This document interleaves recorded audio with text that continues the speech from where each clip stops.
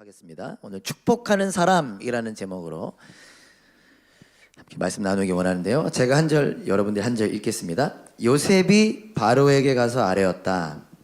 저의 아버지와 형제들이 소떼와 양떼를 몰고 모든 재산을 챙겨가지고 가나안 땅을 떠나서 지금은 고센 땅에 와 있습니다. 요셉은 형들 가운데서 5사람을 뽑아서 바로에게 소개하였다. 바로가 그 형제들에게 물었다. 그대들은 생업이 무엇이요? 그들이 바로에게 대답하였다. 임금님의 종들은 목자들입니다. 우리 조상들도 마찬가지였습니다. 그들은 또 그에게 말하였다. 소인들은 여기에 잠시 머무르려고 왔습니다. 가나안 땅에는 기근이 심하여 소떼가 풀을 뜯을 풀밭이 없습니다. 그러하오니 소인들이 고센 땅에 머무를 수 있도록 허락하여 주시기를 바랍니다. 바로가 요셉에게 대답하였다. 그대의 아버지와 형제들이 그대에게로 왔소. 이집트 땅이 그대 앞에 있으니 그대의 아버지와 형제들이 이 땅에서 가장 좋은 곳에서 살도록 거주지를 마련하시오. 그들이 고센 땅에서 살도록 주선하시오. 형제들 가운데서 특별한 능력이 있는 사람들을 그대가 알면 그들이 나의 짐승을 맡아보도록 하시오. 요셉은 자기 아버지 야곱을 모시고 와서 바로를 만나게 하였다. 야곱이 바로를 축복하고 나니 바로가 야곱에 말하였다. 어른께서는 연세가 어떻게 되시오? 야곱이 바로에게 대답하였다. 이 세상을 떠돌아다닌 횟수가 100년하고도 30년입니다. 저의 조상들이 세상을 떠돌던 횟수에 비하면 제가 누린 횟수는 얼마 되지 않지만 험악한 세월을 보냈습니다. 야곱이 다시 바로에게 축복하고 그 앞에서 물러났다. 요셉은 자기 아버지와 형제들을 이집트 땅에서 살게 하고 바로가 지시한 대로 그 땅에서 가장 좋은 곳인 라암세스 지역을 그들의 소유지로 주었다.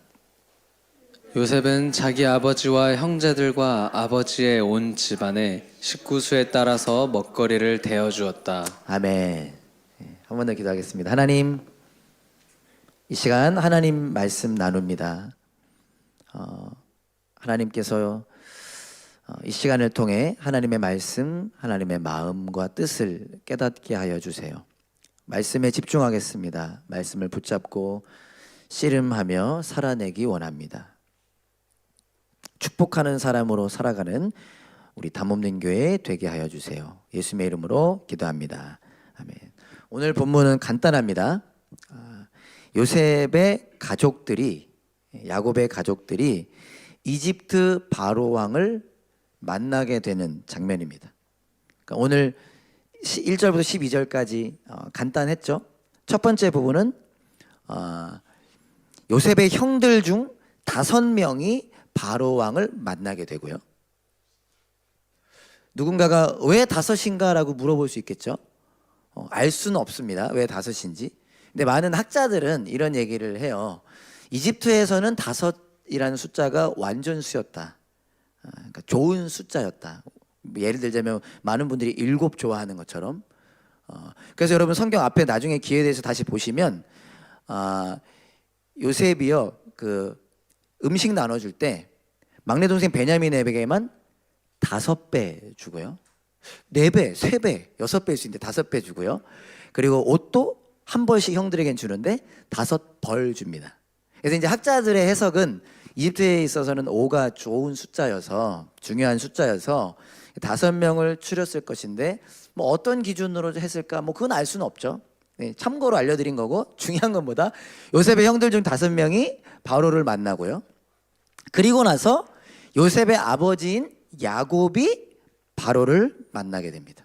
사실 오늘 1절부터 12절까지의 내용을 다룰 게 많지만 세세하게 다루면 많지만 오늘은 저와 여러분들이 한 가지에만 좀 주목하고자 합니다. 이미 제목에도 나와 있는데요. 야곱이 바로를 만났을 때 했던 행동에 우리가 주목하고자 합니다. 오늘 본문 7절과 10절 다시 보면 반복되는 표현이 있습니다. 어렵지 않아요. 어렵지 않은데 제가 한번 읽어볼 텐데 여러분들이 한번 찾아보시죠. 반복되는 표현이 뭔가? 요셉은 자기 아버지 야곱을 모시고 와서 바로를 만나게 하였다. 야곱이 바로를 축복하고 나니 왜 웃으시죠? 웃어서 졌네요. 10절 야곱이 다시 바로에게 축복을 네, 놀리는 거 아니죠? 예, 그 앞에서 여기서 막 이래 들어가 그 앞에서 물러났다. 반복된 표현이 뭐죠? 축복하다입니다. 야곱이 바로 왕을 만나서 했던 첫 번째 행동이 바로 왕을 축복하는 거였습니다. 그리고 어떤 대화를 했죠. 대화를 하고 나서 다시 물러날 때도 야곱이 축복합니다. 바로를 축복해요. 여러분 그냥 지나갈지 모르지만 저 같은 경우 그냥 지나갈 확률이 많은데 여러분 사실 근데 이 모습이 어떻게 보면 참 의아한 이상한 장면일 수 있습니다. 왜죠? 여러분 축복이라고 하는 뜻이 뭐죠? 단어의 뜻이 뭐죠? 축복, 복을 빌어주다라는 뜻이죠. 복을 빌어주다. 그래서 축복합니다, 축복합시다, God bless you 하잖아요. 복을 빌어주다라는 의미인데요. 보통 축복은 누가 누구에게 합니까? 윗사람이 아랫사람에게. 그래서 히브리서에서 나와 있어요. 히브리서에서도 축복은 높은 사람이 낮은 사람에게 한다는 표현이 있거든요.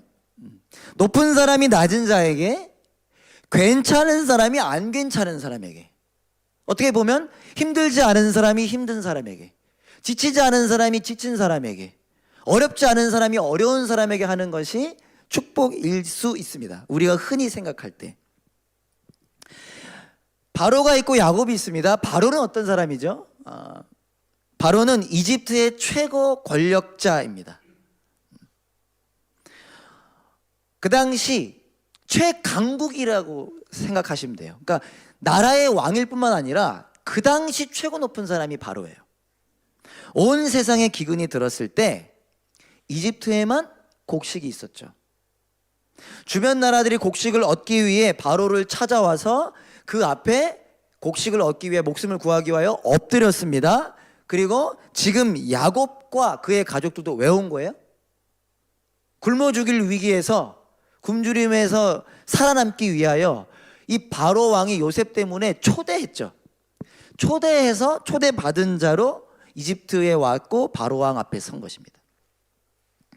근데 그에 반해 야곱은 어떻습니까? 야곱 100년하고도 30년, 130세예요. 물론 그래도 정정했을 것 같은데 표현이 조금 그렇지만 고작 70명 정도 되는 한 가족의 가장입니다. 가장인 가장인데 70명의 대빵. 여기는 온 세계의 대빵. 가나안 땅, 그들이 살았던 가나안 땅 역시 기근으로 인해서 먹을 양식이 없었죠. 굶을 위기에 처했죠. 살기 위해서 자신들의 땅을 떠나 피난 온 사람입니다. 우리식으로 표현하면 이민 온 사람, 이민자예요. 야곱을 많은 목사님들이 이민자로 표현하죠. 이민자입니다. 바로 야곱. 너무나 대비되죠. 그런데 보통이라면 바로가 야곱을 축복해야 되는데 야곱이 바로를 축복하고 있는 것입니다. 이게 우리는 안 놀랄지 몰라도요, 세상 사람들이 볼 때는 놀랄 수밖에 없는 장면이라는 것입니다. 단순한 인사는 아니었을 거예요. 그냥 우리가 때로는 그럴 때 있잖아요. 축복합니다, 축복합니다 하는 것처럼 이집트에 와서 그 최고 왕을 만났으니까 했던 인사 정도는 아니었을 거예요. 잘 보이기 위한 행동도 아니었을 것입니다. 그렇다면 오늘 우리가 잠시 생각해 보고자 하는 것은요, 아까도 얘기했지만 축복이란 복을 빌어주다라는 의미인데, 야곱이 바로 왕에게 축복한 의미, 그러니까 빌어준 그 복은 무엇일까? 그리고 야곱이 바로 왕에게 복을 빌어줄 수 있었던 이유는 무엇일까를 우리가 잠시 한번 생각해 보기 원합니다. 이미 우리가 잘 알고 있는 내용일지 모르겠습니다.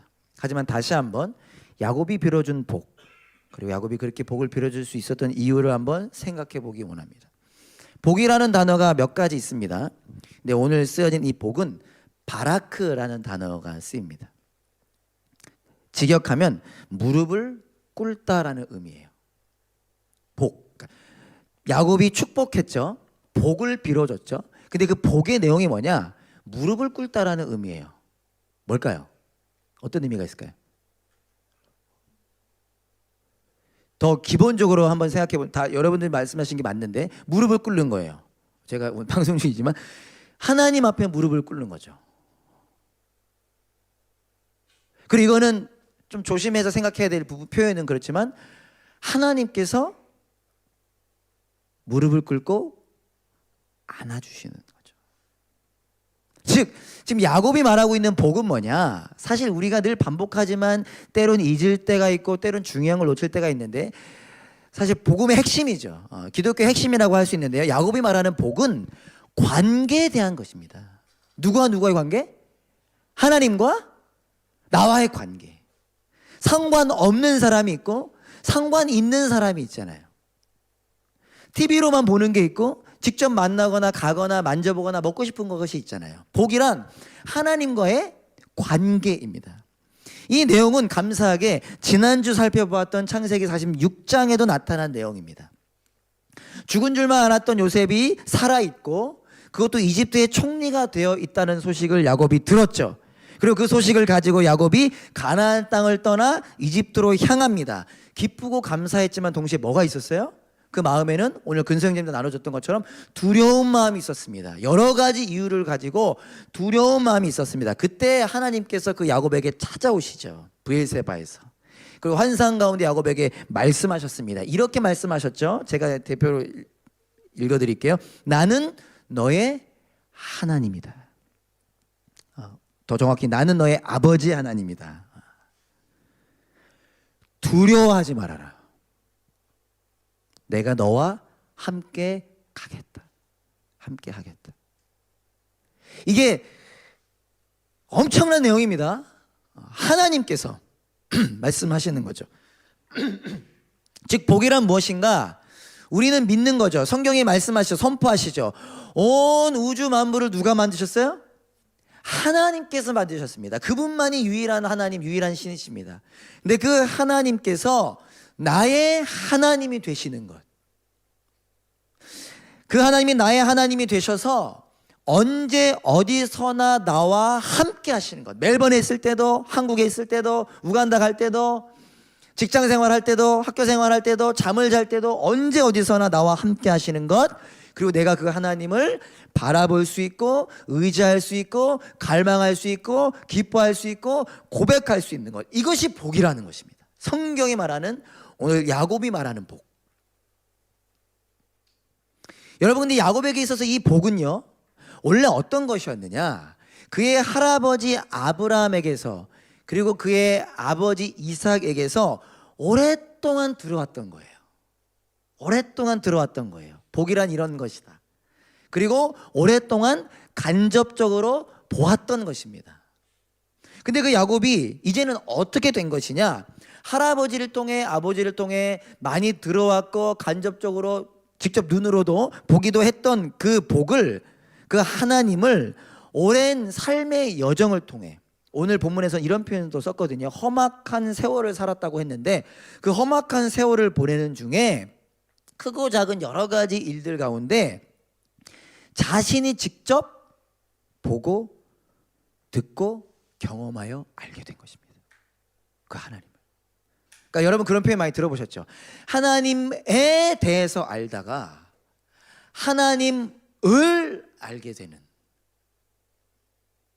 눈으로 보고 귀로 듣고 손으로 직접 만짐받은 일이 그 자신에게 일어난 것입니다. 그리고 지금 어떻게 된 거죠? 이제 그 하나님을 직접 경험한 자 되어 바로왕 앞에 서게 된 것입니다. 그 복이 무엇인지를 아는 자로 바로왕 앞에 서게 된 것이에요. 여러분, 야곱이 요셉을 통해서 가나안 땅을 떠나 이제 이집트로 왔잖아요. 이집트에 와서 이집트의 바로왕 앞에 딱 서게 됐을 때 야곱이 무엇을 떠올렸을까요? 뭐 많이 떠올릴 수 있겠죠?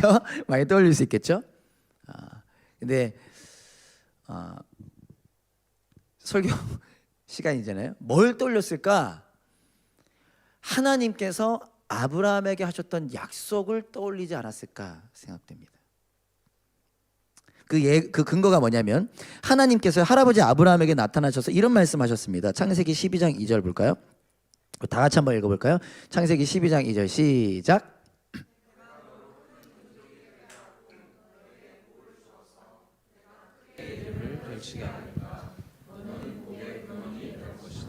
자, 하나님께서 아브라함에게 하셨던 할아버지 아브라함에게 하신 약속입니다. 뭐라고 말씀하시죠? 내가 너로 큰 민족이 되게 하고 너에게 복을 주어서 내가 크게 이름을 떨치게 하겠다고 하시면서 많이 들어보죠. 너는 뭐가 되겠다? 복의 근원이 되게 하겠다. 영어로는 a blessing. 그러니까 복 자체 혹은 복 자체, 하나님이 복이지만 그 하나님과 함께하기에 복 자체라고도 표현될 수 있고 그 복을 나누는 복의 시작, 복의 통로 여러 가지죠. 그게 복의 한국말로는 근원이라고 표현하고 있죠. 그러면서 조금 뒤에 아브라함에게 또 뭐라고 말씀하셨냐? 창세기 15장 13절 14절 보면 제가 읽어볼게요. 좀 기니까. 주님께서 아브라함에게 말씀하셨다. 너는 똑똑히 알고 있거라. 잘 들어보세요. 너의 자손이 다른 나라에서 나그네 살이를 하다가 마침내 종이 되어서 400년 동안 괴로움을 받을 것이다. 그러나 너의 자손을 종살이하게 한 그 나라를 내가 반드시 벌할 것이며 그 다음에 너의 자손이 재물을 많이 가지고 나올 것이다. 하나님 할아버지 아브라함에게 뭐라고도 약속하셨어요? 복의 근원을 약속하시면서 너의 자손이 다른 나라에서 나그네 살이를 할 거라는 거예요. 근데 이 얘기는 얼마 전에 야곱도 직접 들은 말씀입니다. 지난주 본문에 나왔었죠. 이집트로 내려가는 것 두려워하지 말아라. 내가 너가 거기서 큰 민족이 되게 하겠다. 같이 가겠다. 그러면서 지금 드디어 야곱이 누구 앞에 선 거예요? 이집트의 바로왕 앞에 서게 된 것입니다. 하나님의 약속대로 하나님의 말씀대로 지금 다른 나라에 와서 그 다른 나라 왕 바로왕 앞에 서게 된 것이고 그때 야곱은 복의 근원이 되게 하겠다라고 하는 하나님께서 자기 할아버지 아브라함에게 아버지 이삭에게 그리고 자기에게 하셨던 그 약속을 기억했을 것입니다. 이런 거죠. 아, 내가 이집트에 그냥 온 거 아니지. 내가 이집트에 피난 온 거 아니지. 나는 복을 아는 자로서 복의 근원으로 온 것이지. 가 딱 하고 맞아 떨어졌을 거라고 저는 생각하는 거예요. 그래서 어떻게 했느냐? 자신 앞에 있는 바로 왕을 축복하고 있는 것입니다. 바로 왕을 만나자마자 했던 것이 축복이고 바로 왕과 헤어지면서 했던 것이 축복입니다. 왜죠? 하나님의 약속을 기억했기 때문에. 자기가 누리고 있는 것이 무엇인지를 알고 있기 때문에. 여러분 오늘 본문 4절에 보면요. 요셉의 형들이 바로에게 이런 말을 합니다. 그들은 또 그에게 말하였다. 소인들은 여기에 잠시 머무르려고 왔습니다. 잠시 머무르려고 왔다는 거예요. 뭘 우리가 알 수 있죠? 야곱은 영원하지 않은 것, 다시 말해서 그들이 지금 피난 와서 도착하여 살게 된 그 이집트 땅을 바라보지 않았습니다. 바라봤다면 거기 정착하러 왔다고 얘기했겠죠. 그러나 나그네 잠시 머무르려고 왔다고 얘기하잖아요. 그래서 바로 왕은요 이집트를 그래서 야곱은요 바로 왕을 만났을 때 부탁할 것도 없고요 청할 것도 없습니다. 다른 사람이라면 부탁할 거 천지잖아요. 도와달라고 할 거 천지잖아요. 근데 야곱은 바로 왕에게 부탁할 것 청할 것 없습니다. 왜죠? 죽음을 앞둔 나이라서 그런 걸까요? 아들 덕분에 요셉 덕분에 다 가졌기 때문일까요? 아닙니다.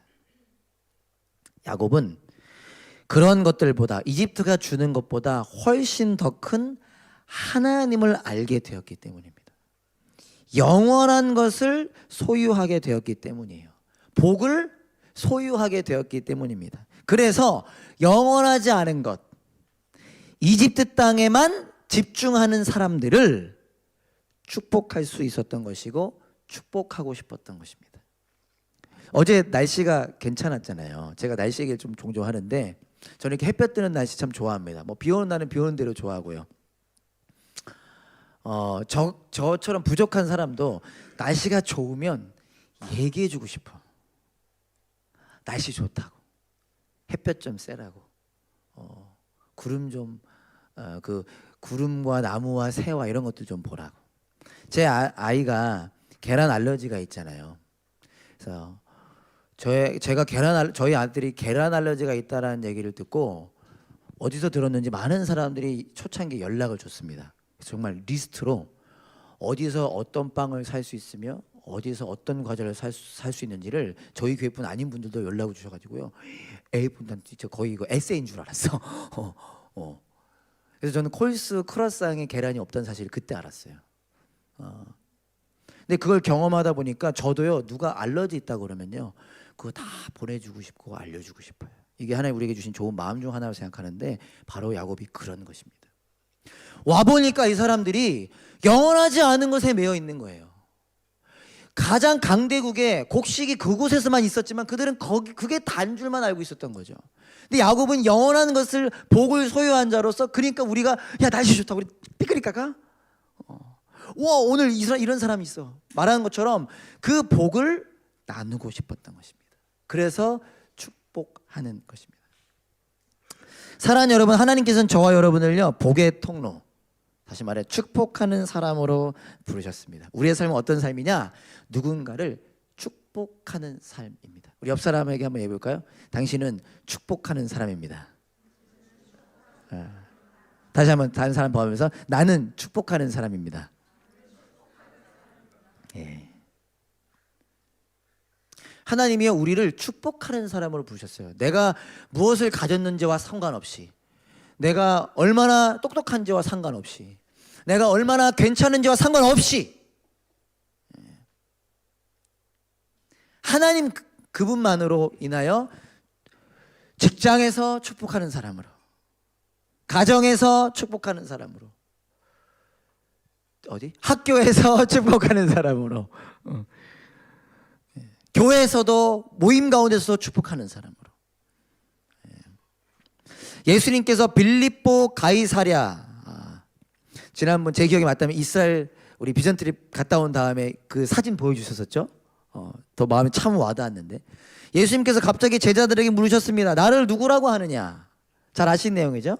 사람들은 이상한 대답했어요. 엉뚱한 대답했어요. 어떤 사람은 예레미야, 어떤 사람은 엘리야. 그게 뭐냐면 다 자기 기대로 얘기하는 거예요.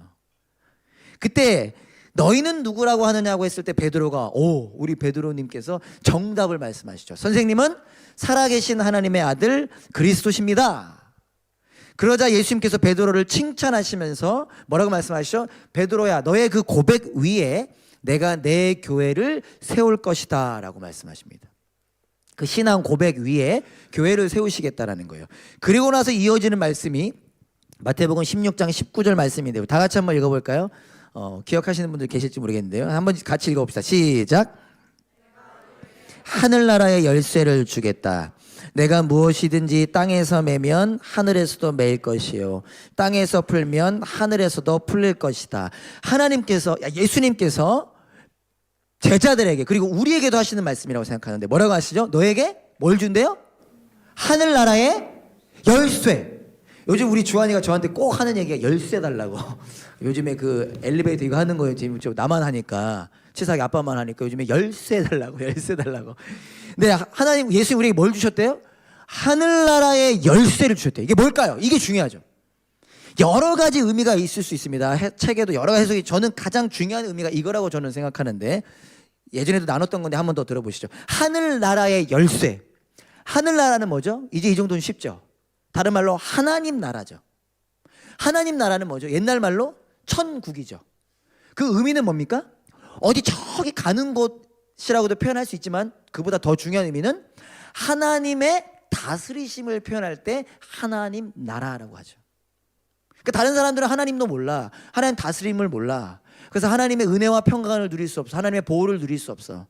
하나님 나라는 하나님의 나라를 반자 하나님의 다스리심, 보호하심, 인도하심을 받게 된다는 거죠. 열쇠는 뭐죠? 쉽죠? 열쇠. 금고를 예로 들어볼게요. 금고가 있고 금고 열쇠가 있습니다. 열쇠로 금고를 열면 금고 안에 있는 것을 볼 수 있죠. 그 안에 있는 것을 꺼낼 수도 있고요. 그게 만약에 금고 안에 장난감이 있다, 그러면 장난감을 꺼내서 가지고 놀 수도 있습니다. 쉽죠? 하나님 나라, 하늘 나라의 열쇠를 주셨다. 저는 이렇게 여러분이 생각하면 쉬울 것 같은데, 그 열쇠로 하늘 나라를 볼 수도 있고 하늘 나라를 못 볼 수도 있다는 것이죠. 다시 말해서 교회란 어떤 존재냐? 저와 여러분들 오늘 기억합시다. 우리는 어떤 존재냐? 하늘 나라를 보여주는 유일한 존재라는 것입니다. 요즘도 그런 친구들이 있을까요? 보여줘봐, 보여줘봐, 보여주면 믿을게. 제대로 예수님 믿는다며 보여줘봐, 보여줘봐, 내가 보여주면 믿을게. 우리가 보여줄 수 있다는 거죠.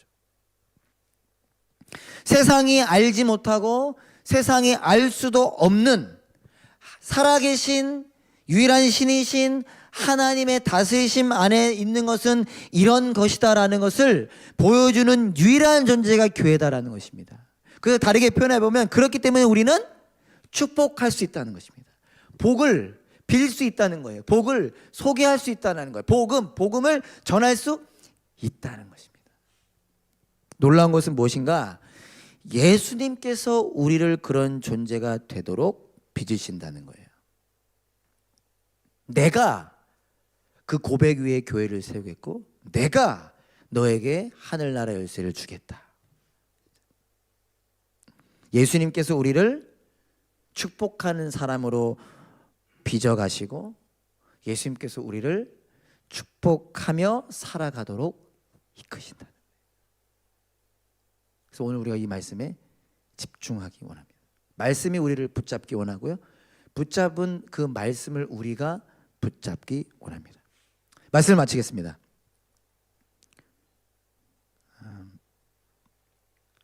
오늘 침례받는 분들이 있습니다. 감사하게 여기도 있죠.